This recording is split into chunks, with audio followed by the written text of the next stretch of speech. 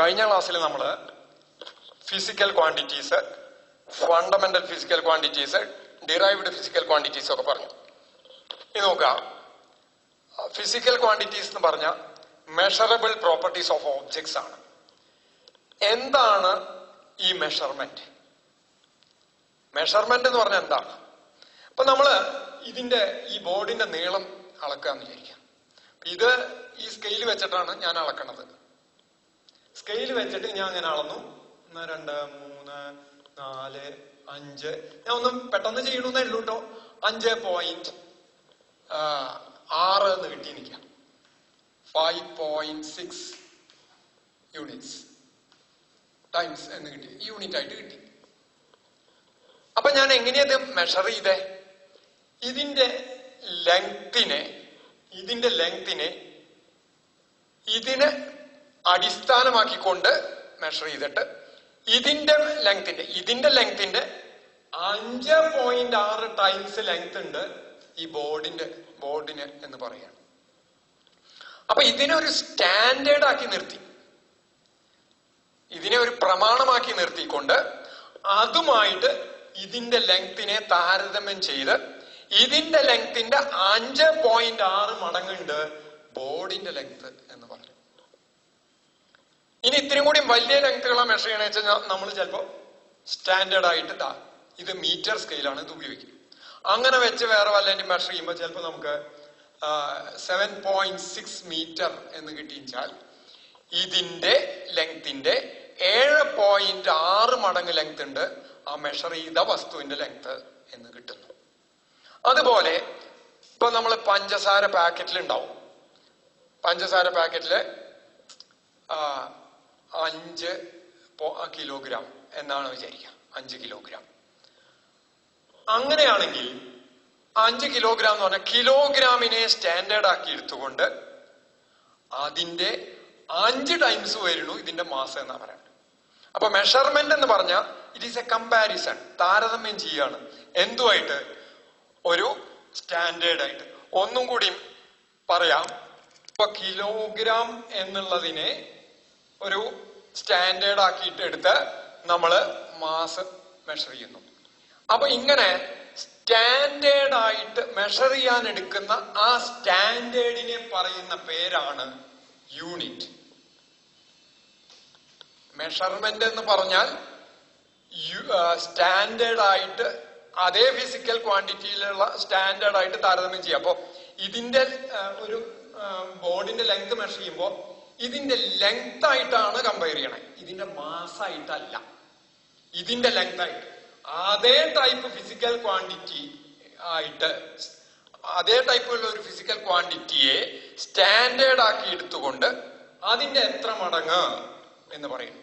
അങ്ങനെ എടുക്കുന്ന സ്റ്റാൻഡേർഡിനെ പറയുന്ന പേരാണ് unit. Unit is the standard used for measurement. Unit എന്ന് പറയുന്നത് മെഷർമെന്റിന് ഉപയോഗിക്കുന്ന ആ പ്രമാണം, ആ സ്റ്റാൻഡേർഡിനെയാണ് യൂണിറ്റ് എന്ന് പറയുന്നത്. അപ്പൊ വാട്ട് ഈസ് യൂണിറ്റ് എന്നുള്ളതിന്റെ ഉത്തരമാണ് ഇപ്പൊ പറഞ്ഞത്. ഇനി അതുപോലെ ഇപ്പോ സമയം നോക്കുമ്പോ ടൈം ഇന്റർവെൽ സെക്കൻഡിനെ സ്റ്റാൻഡേർഡ് ആക്കിയിട്ട് എടുക്കണ്ടാവും. എന്നിട്ട് ഇത്ര സെക്കൻഡ് അല്ലെങ്കിൽ ഇത്രയും കൂടി വലിയ ഇതിന് ഇത്ര അവർ, ഇതൊക്കെ സ്റ്റാൻഡേർഡ്സ് ആണ്. ഇനി നമ്മൾ നോക്കാൻ പോകുന്നത് what are the properties of A good unit. What are the properties of A good unit? ഒരു നല്ല യൂണിറ്റിന്റെ എന്തൊക്കെ സ്വഭാവങ്ങൾ ഉണ്ടാവണം? ഇപ്പൊ നമ്മള് ഒരു ഉദാഹരണം പറയാം. നമ്മുടെ നാട്ടിൽ പണ്ട് കിണർ കുഴിക്കുമ്പോ ഇത്ര കോൽക്ക് എന്നും പറഞ്ഞിട്ട് ഒരു ലെങ്ത് എടുക്കാറ്. ഈ കോല് എന്നുള്ള ലെങ്ത് എടുക്കുമ്പോ അത് ഒരു സ്റ്റാൻഡേർഡ് ആണ് അത്. പക്ഷെ ആ കോല് എന്ന് പറയുന്നത് നമ്മുടെ നാട്ടിൽ മാത്രം പരിചയമുള്ള, പുറത്ത് ചെന്ന് കഴിഞ്ഞാൽ അതിനെപ്പറ്റി ധാരണ ഉണ്ടാവില്ല. ഇപ്പൊ നമ്മള് ഒരു ഫോറിനർ വന്നിട്ട് ഇത് എത്രയാണ്, what is the depth of the well എന്ന് ചോദിച്ചാൽ 16 കോല് എന്ന് പറഞ്ഞ ആൾക്ക് ഒന്നും മനസ്സിലാവില്ല. കാരണം ഇവിടെ നമ്മൾ എടുക്കുന്ന സ്റ്റാൻഡേർഡ് അവിടുത്തെ സ്റ്റാൻഡേർഡ് ആയിട്ട് അവർക്ക് അതിനെ പറ്റിയിട്ടുള്ള ധാരണ ഉണ്ടാവില്ല. ഇവിടെ മാത്രമായിരിക്കും അത് സ്റ്റാൻഡേർഡ്, അവിടെ അത് സ്റ്റാൻഡേർഡ് അല്ല. അപ്പോ യൂണിറ്റ് എന്ന് പറഞ്ഞ ഒരു സ്റ്റാൻഡേർഡ് ആയിരിക്കണം. ആ സ്റ്റാൻഡേർഡ് എല്ലാവർക്കും അറിയണതായിരിക്കണം. So it is universally accepted, എല്ലായിടത്തും അംഗീകരിച്ചിട്ടുള്ളതായിരിക്കണം. ഫോർ എക്സാമ്പിൾ, ഇപ്പൊ മീറ്റർ എന്ന് പറഞ്ഞാൽ വേൾഡിൽ എവിടെ ഇതുമായിട്ട് ഡീൽ ചെയ്യുന്ന എല്ലാവർക്കും മീറ്റർ എന്ന് പറഞ്ഞാൽ അതിനെ പറ്റിയിട്ടുള്ള ഒരു ധാരണയുണ്ട്. Because it is universally accepted. പിന്നെ നമ്മളിപ്പോ ഈ മീറ്റർ സ്കെയിൽ, ഇതാണ് ഇതിന്റെ സ്റ്റാൻഡേർഡ് ലെങ്ത്. ഈ ലെങ്ത് ഇത്രയുണ്ട് എന്നുള്ളത് നമുക്കറിയാമെന്ന് വെച്ചാൽ ഇത് എവിടെ വേണമെങ്കിൽ മെഷർ ചെയ്യുമ്പോഴും എപ്പോഴും കിട്ടുന്നതായിരിക്കണം. ചിലതിൽ അവൈലബിൾ അല്ല, ചില നാട്ടിൽ ഈ സാധനം അവൈലബിൾ അല്ലാച്ചു കഴിഞ്ഞാൽ പിന്നെ ഇതിന്റെ സ്റ്റാൻഡേർഡ് പോയി, അതൊരു നല്ല യൂണിറ്റ് ആയിട്ട് എടുക്കാൻ പറ്റില്ല. അപ്പൊ ആദ്യത്തെ ഇത് പറഞ്ഞത് ഇറ്റ് ഈസ് യൂണിവേഴ്സലി ആക്സെപ്റ്റഡ്, ലോകം മുഴുവൻ അംഗീകരിച്ചിട്ടുള്ളതായിരിക്കണം. രണ്ടാമത്തെ ഈസിലി അവൈലബിൾ, പെട്ടെന്ന് കിട്ടുന്നതായിരിക്കണം. പിന്നെ നോക്കാം, ഇപ്പൊ ഒരു സ്റ്റാൻഡേർഡ് ആക്കി എടുത്തു. ഇപ്പൊ ഈ വുഡാണ്, ഇതാണ് ഒരു മീറ്റർ എന്ന് പറഞ്ഞെടുത്തു. ഇതൊരു വുഡാണ്, കുറെ കാലം കഴിഞ്ഞ് ഇത് നശിച്ചു പോയി. ഇനിയിപ്പോ അത് റിക്കവർ ചെയ്യാൻ പറ്റിയില്ലെങ്കിൽ പിന്നെ ആ യൂണിറ്റിനെ പറ്റിയിട്ട് ഒരു ധാരണയില്ല. അപ്പൊ അത് മാറാതെ നിൽക്കുന്നതായിരിക്കണം, അല്ലെങ്കിൽ ഇൻഡിസ്ട്രക്റ്റബിൾ, നാശമില്ലാത്തതായിരിക്കണം. വേരി ചെയ്യാൻ കാലത്തിനനുസരിച്ച് അതിന്റെ സ്റ്റാൻഡേർഡ് മാറാണ്ടിരിക്കണം. മാറിക്കൊണ്ടിരുന്ന ഇടയ്ക്കിടയ്ക്ക് ഇപ്പൊ ഒരു എഡ്ജ് എങ്ങനെയും കേട് വന്നു പോയി, അപ്പൊ കൃത്യത പോയി, അതിന്റെ ലെങ്ത് മാറി എന്ന് പറഞ്ഞാൽ പിന്നെ അതിനെ ഒരിക്കലും സ്റ്റാൻഡേർഡ് ആയിട്ട് നമുക്ക് എടുക്കാൻ പറ്റില്ലല്ലോ, പ്രമാണമായിട്ട് എടുക്കാൻ പറ്റില്ലല്ലോ. അപ്പൊ സ്റ്റാൻഡേർഡ് ആയിട്ട് എടുക്കുമ്പോൾ അത് ഇൻവേരിയന്റ്, മാറ്റമില്ലാത്തതായിരിക്കണം, ഇൻവേരിയബിൾ ആയിരിക്കണം, ഇൻഡിസ്ട്രക്റ്റബിൾ, നാശമില്ലാത്തതായിരിക്കണം. പിന്നെ വേറൊരു കാര്യം പറയുന്നത്, ഇപ്പം നമ്മള് ഇപ്പൊ ചെറിയൊരു ലെങ്ത് ഓഫ് ദി ചോക്ക്, ഈ ചോക്കിന്റെ ലെങ്ത് മെഷർ ചെയ്യാൻ നമ്മള് സാധാരണ കിലോമീറ്റർ യൂസ് ചെയ്യാറില്ല, കിലോമീറ്റർ സ്കെയിൽ യൂസ് ചെയ്യുക. ഇതിന് വല്ല മില്ലിമീറ്റർ സ്കെയിലൊക്കെ യൂസ് ചെയ്യുക. അതെന്താ കാരണം? ആ ഫിസിക്കൽ ക്വാണ്ടിറ്റിയുടെ സൈസുമായിട്ട് കമ്പയറബിൾ ആയിട്ടുള്ള, താരതമ്യമുള്ള സ്കെയിലാണ് അവിടെ യൂസ് ചെയ്യേണ്ടത്. അപ്പൊ ഇതിന്റെ സൈസായിട്ട് താരതമ്യം വരുമ്പോൾ ഇതിന്റെ സൈസ് എന്ന് പറഞ്ഞ ഒരു 10 മില്ലിമീറ്റർ വരും. ഒരു മില്ലിമീറ്ററിന്റെ ഏകദേശം 10⁶ ടൈംസ് ആണ് കിലോമീറ്റർ വരുന്നത്. അപ്പൊ അവിടെ അത് ഉപയോഗിക്കാൻ പറ്റില്ല. സെയിം ഫിസിക്കൽ ക്വാണ്ടിറ്റികൾ തന്നെയാണ് കമ്പാരിസൺ യൂണിറ്റ് ആയിട്ട് എടുക്കുക എങ്കിലും, അതായത് ലെങ്ത് മെഷർ ചെയ്യാൻ ലെങ്ത്തിന്റെ ഫിസിക്കൽ ക്വാണ്ടിറ്റി തന്നെ, ലെങ്ത്തിന്റെ യൂണിറ്റ് തന്നെ എടുക്കണം. മാസിന്റെ യൂണിറ്റ് കൊണ്ട് ലെങ്ത് മെഷർ ചെയ്യാൻ പറ്റില്ല. അപ്പൊ കിലോഗ്രാം കൊണ്ടിട്ട് നമുക്ക് ലെങ്ത് മെഷർ ചെയ്യാൻ പറ്റില്ല. അപ്പൊ ലെങ്ത്തിന്റെ യൂണിറ്റ് തന്നെ ലെങ്ത് മെഷർ ചെയ്യാൻ എടുക്കണം. അങ്ങനെ ലെങ്ത്തിന്റെ യൂണിറ്റ് മെഷർ ചെയ്യാൻ എടുക്കുമ്പോൾ അതിന് താരതമ്യമായിട്ടുള്ള യൂണിറ്റ് എടുക്കണം. കാരണം യൂണിറ്റ് പലതും ഉണ്ട്. കിലോമീറ്റർ ലെങ്ത്തിന്റെ യൂണിറ്റ് ആണ്, മീറ്റർ യൂണിറ്റ് ആണ്, മില്ലിമീറ്റർ യൂണിറ്റ് ആണ്. ഇത് മെഷർ ചെയ്യുമ്പോൾ നമ്മൾ കിലോമീറ്റർ അല്ല എടുക്കുക, കഴിയുന്ന മില്ലിമീറ്റർ എടുക്കും. ആ കമ്പയറബിൾ, അതുമായിട്ട് താരതമ്യം ചെയ്യുന്ന ആ ഫിസിക്കൽ ക്വാണ്ടിറ്റിയുടെ സൈസായിട്ട് താരതമ്യം ഉള്ള യൂണിറ്റ് ആണ് അവിടെ എടുക്കുക. അപ്പൊ ഇത്രയാണ് പ്രോപ്പർട്ടീസ് ഓഫ് ഗുഡ് യൂണിറ്റ്സ്. ഒന്നുകൂടി പറയാം. ഒന്ന്, യൂണിവേഴ്സലി ആക്സെപ്റ്റഡ്. രണ്ട്, ഈസിലി അവൈലബിൾ, പെട്ടെന്ന് കിട്ടാവുന്നതായിരിക്കണം. Indestructible and invariant. പിന്നെ comparable with the size of the physical quantity that to be measured. ഏത് ഫിസിക്കൽ ക്വാണ്ടിറ്റിയുടെ സൈസായിട്ടാണ്, ഏത് ഫിസിക്കൽ ക്വാണ്ടിറ്റിയാണ് മെഷർ ചെയ്യുന്നത്, അതിന്റെ സൈസുമായിട്ട് താരതമ്യമുള്ള ഒരു യൂണിറ്റ് ആയിരിക്കണം എടുക്കേണ്ടത്. ഇത്രയാണ് പ്രോപ്പർട്ടീസ് ഓഫ് ഗുഡ് യൂണിറ്റ്സ്. ഇനി ഇങ്ങനെ യൂണിറ്റ്സ്,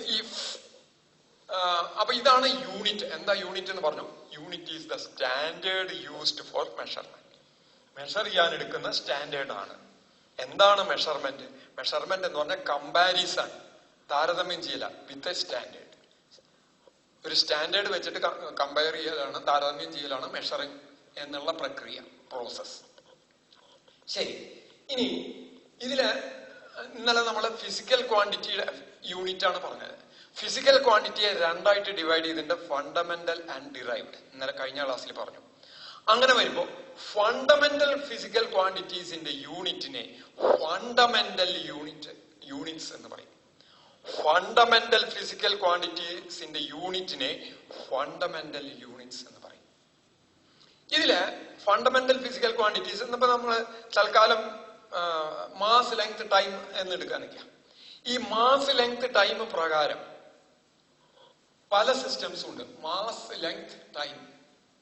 ഫണ്ടമെന്റൽ ക്വാണ്ടിറ്റീസ് ആണ് ഇപ്പൊ പറഞ്ഞ മാസ്, ലെങ്ത്, ടൈം. ഇങ്ങനെ എടുക്കുമ്പോ there are so many units. One MKS system. MKS എന്ന് പറഞ്ഞാൽ ലെങ്ത്തിന്റെ യൂണിറ്റ് മീറ്റർ, ഇതിന്റെ യൂണിറ്റ് കിലോഗ്രാം, മാസിന്റെ യൂണിറ്റ് കിലോഗ്രാം, ടൈമിന്റെ യൂണിറ്റ് സെക്കൻഡ്. പിന്നെ വേറൊരു സിസ്റ്റം ഓഫ് യൂണിറ്റ് ആണ് CGS യൂണിറ്റ്. CGS യൂണിറ്റ് പ്രകാരം ലെങ്ത്തിന്റെ യൂണിറ്റ് സെന്റിമീറ്റർ, മീറ്റർ, സെന്റിമീറ്റർ, മാസിന്റെ യൂണിറ്റ് ഗ്രാം, ടൈമിന്റെ യൂണിറ്റ് സെക്കൻഡ്. പിന്നെ വേറൊരു യൂണിറ്റ് ആണ് FPS സിസ്റ്റം. അതിലെ ലെങ്ത്തിന്റെ യൂണിറ്റ് ഫുട്ട്, അടി എന്നുള്ള അർത്ഥത്തിൽ ഫുട്ട്, മാസിന്റെ യൂണിറ്റ് പൗണ്ട്, മറ്റേ സെക്കൻഡ് തന്നെ എടുത്തു. ഇങ്ങനെ there are so many systems of units. ഇന്ന് ഇന്റർനാഷണൽ ആയിട്ട്, അന്തർദേശീയമായിട്ട് അംഗീകരിച്ചിരിക്കുന്നത് SI സിസ്റ്റം. സിസ്റ്റം ഇന്റർനാഷണൽ ആണ്. SI system of units. SI system. അത് പ്രകാരം 7 ഫണ്ടമെന്റൽ ക്വാണ്ടിറ്റീസിന്റെ യൂണിറ്റ്സ്, അതിന്റെ പേര് ഞാൻ ഇവിടെ എഴുതാം. 7 ഇതാണ് ഇപ്പൊ ഏറ്റവും അംഗീകരിച്ചേക്കുന്നത് ഈ SI സിസ്റ്റത്തെ ആണ്. അതില് ടൈം, അതിന്റെ യൂണിറ്റ് സെക്കൻഡ്, അതിന്റെ സിമ്പിൾ സ്മോളസ്റ്റ് ആടുക. പിന്നെ ലെങ്ത്, അതിന്റെ യൂണിറ്റ് ആയിട്ട് എടുത്തേക്കണത് മീറ്റർ, അതിനെ സ്മോൾ എൻ. അത് കഴിഞ്ഞ് മാസ്, അതിന്റെ യൂണിറ്റ് ആയിട്ട് എടുത്തേക്കണത്, ഇതിലെ സിസ്റ്റം പ്രകാരം എടുത്തേക്കണത് കിലോഗ്രാം, കിലോഗ്രാം, kg. ടെമ്പറേച്ചർ, അതിന്റെ യൂണിറ്റ് ആയിട്ട് എടുത്തേക്കണത് kelvin, capital K. There are so many other units for temperature. Fahrenheit, so many അല്ല, വേറെ യൂണിറ്റുകളുണ്ട്. നമ്മൾ കേട്ടിട്ടുണ്ട് സെന്റിഗ്രേഡ്, ഫാരൻഹീറ്റ് എന്നൊക്കെ പറഞ്ഞിട്ട്. പക്ഷെ ഇതിലെടുത്തേക്കുന്നത് കെൽവിൻ ആണ്. പിന്നെ current, electric current,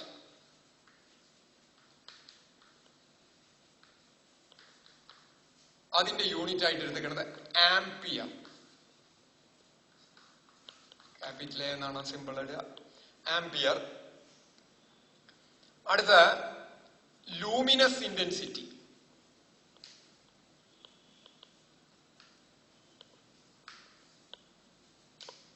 luminous intensity,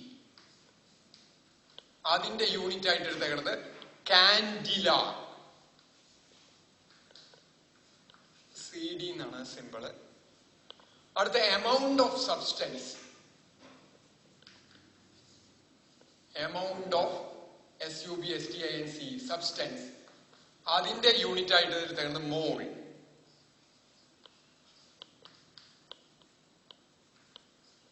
മോൾ എന്നാണ് എടുക്കുക. ഇതാണ് 7 ഫണ്ടമെന്റൽ ക്വാണ്ടിറ്റീസും അതിന്റെ യൂണിറ്റ്സും. അങ്ങനെ ഫണ്ടമെന്റൽ ക്വാണ്ടിറ്റീസിന്റെ യൂണിറ്റ്സിനെ ഫണ്ടമെന്റൽ യൂണിറ്റ്സ് എന്ന് പറയും.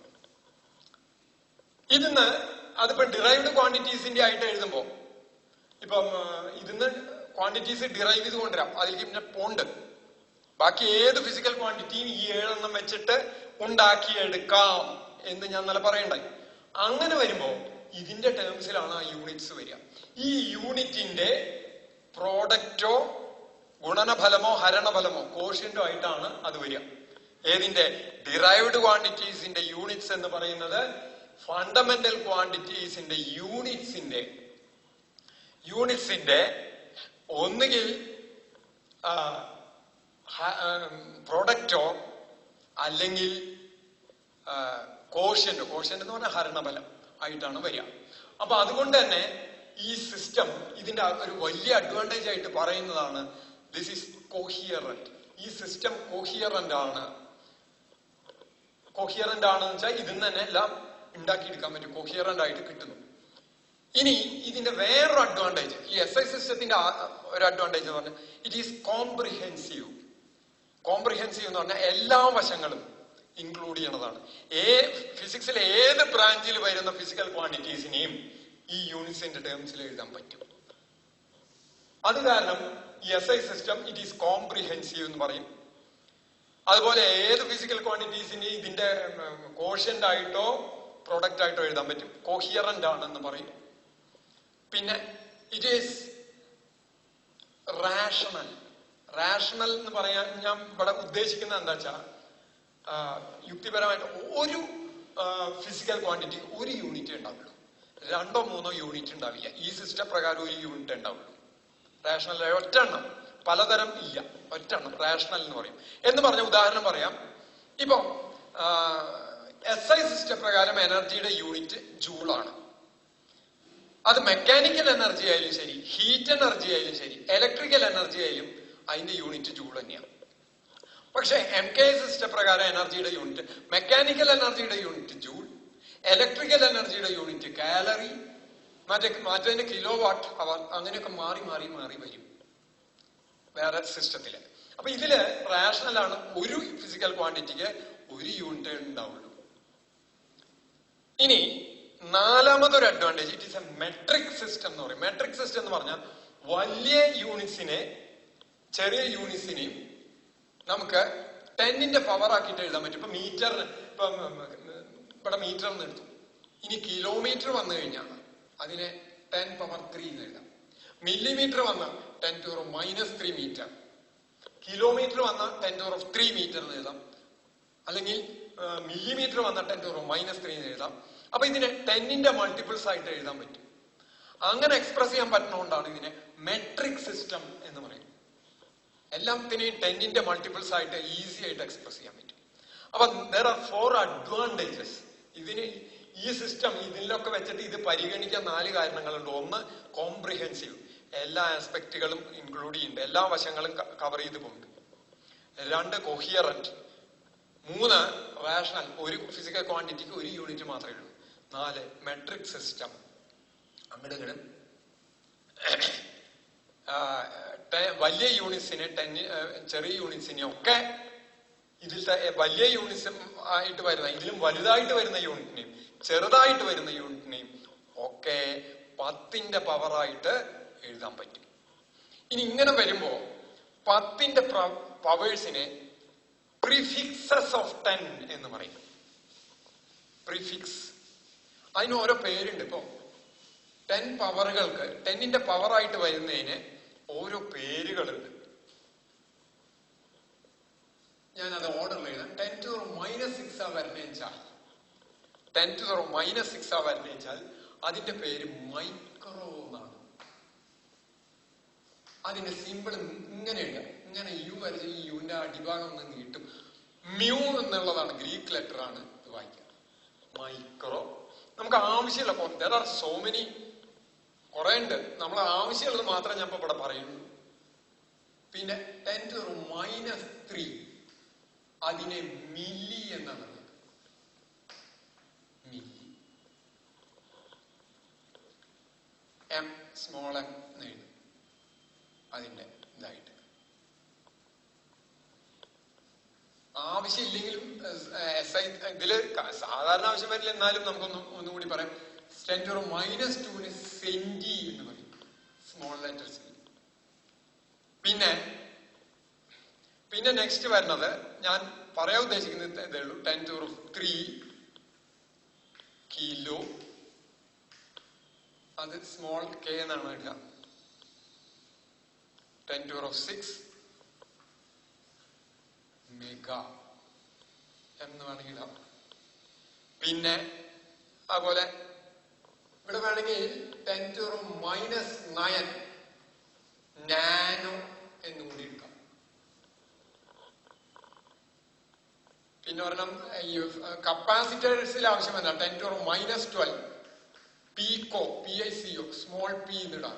പീക്കോ, 10⁻12 പീക്കോ, 10⁻9 nano, 10⁻6 micro, 10⁻³ milli, 10⁻² senti, 10⁻³ kilo, 10⁻⁶ mega. എന്താ ഇതിന്റെ അർത്ഥം?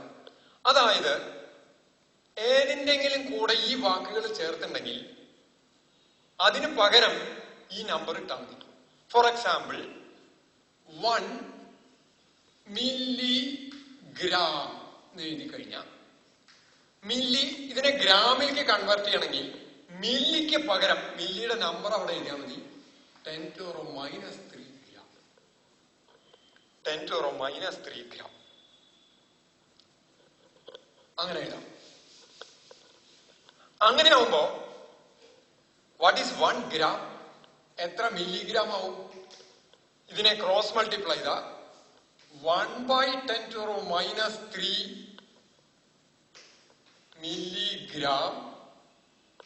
10⁻³ മോളിലേക്ക് കൊണ്ടുപോയാൽ എസെൻഷ്യൽ മാക്സ് എന്ന് പറഞ്ഞിട്ടാന്ന് പറയുണ്ടായി. This becomes 10⁻³ milligrams.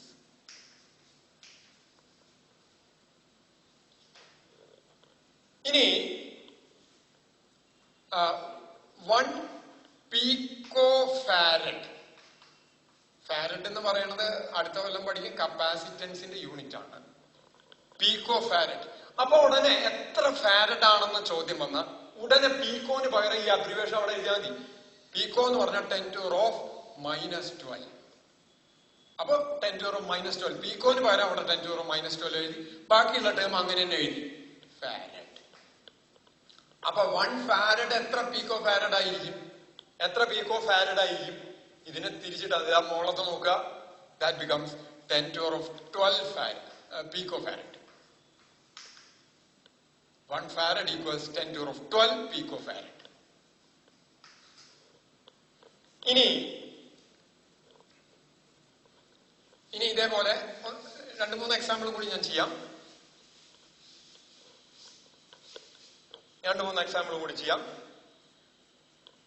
1 kilometre.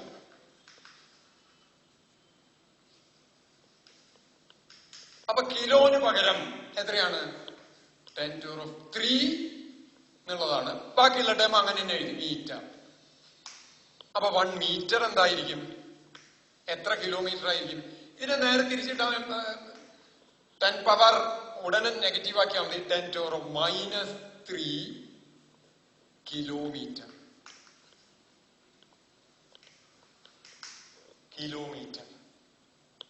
Kilometre. ഇനി 2 നാനോ സെക്കൻഡ് എത്ര സെക്കൻഡ് ആണ് എന്ന് വെച്ചാൽ 2 അങ്ങനെ തന്നെ നിർത്തി. 2 നാനോ സെക്കൻഡ് ആണ് 2 നാനോ സെക്കൻഡ്. 2 നാനോ സെക്കൻഡ് ആണ് 2 നാനോ സെക്കൻഡ്. 2 നാനോന് പകരം 10⁻⁻9 സെക്കൻഡ്സ്. അപ്പൊ എത്ര കിട്ടി? 2 10⁻⁻9 സെക്കൻഡ്സ്. ഇനി 2ന് പകരം ഇവിടെ 4.3 നാനോ സെക്കൻഡ്സ് 4.3 × 10⁻⁻9 സെക്കൻഡ്സ്. ഇങ്ങനെയാണ് കൺവേർട്ട് ചെയ്യുക. ഇതിൽ ഇത്രയും ടേംസ് ഇതിനെ അബ്രിവേഷൻസ് ഓഫ് 10 അല്ലെങ്കിൽ പ്രിഫിക്സസ് ഓഫ് 10 എന്ന് പറയും. 10ന്റെ പവേഴ്സിനെ ചുരുക്കി എഴുതി അബ്രിവേറ്റ് ചെയ്ത് എഴുതുന്ന ടേംസ് ആണ് ഇത്. ഇതെന്തായാലും നമുക്ക് ബൈ ഹാർട്ടായിട്ട് അറിഞ്ഞിരിക്കണം. നമുക്ക് ഇടയ്ക്കിടയ്ക്ക് ഉപയോഗിക്കേണ്ടി വരും. Milli 10⁻⁻3, senti 10⁻⁻2, kilo 10⁻3, micro 10⁻⁻6. പീക്കോ പിന്നെ അടുത്ത കൊല്ലത്തെ ഒരൊറ്റ സിറ്റുവേഷനിലെ ആവശ്യമുള്ളൂ. നാനോ ചിലപ്പോൾ മറ്റേ കെമിസ്ട്രി ഇതിലൊക്കെ വരുന്നതാണ് 10⁻⁹. മെഗാ വരും 10⁻6. അപ്പോ ഇങ്ങനെ ഏതെങ്കിലും ഫിസിക്കൽ ക്വാണ്ടിറ്റി ഇപ്പൊ ഞാൻ പറയാണ് 1 മെഗാ, ഇതാണ് general for mega something equals 10⁻6 something.